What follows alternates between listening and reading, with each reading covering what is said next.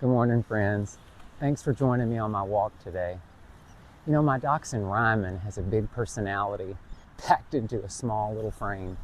She's smart and stubborn and just mischievous enough to keep life interesting. If I call her, she'll come unless she's found something more exciting to sniff.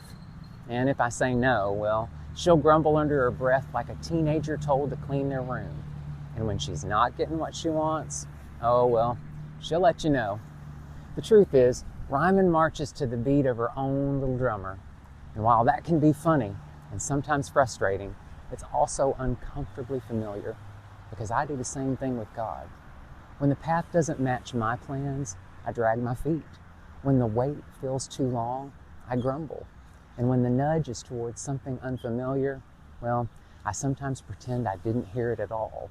But here's what I've learned. My will is short-sighted. God's will sees the whole picture.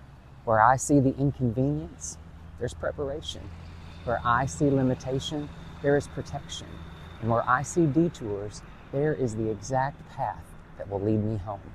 Proverbs 3:5-6 says, "Trust in the Lord with all your heart and lean not on your own understanding. In all your ways submit to the Holy One, and your paths will be made straight."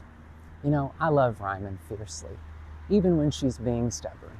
And God's love for us is infinitely greater, patient enough to wait for our obedience, gracious enough to guide us back when we've wandered. And so, maybe today the invitation is this.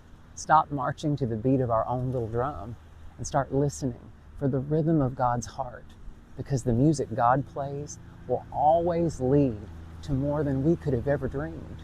Sometimes the sweetest blessings are waiting just beyond the sound of our own drum.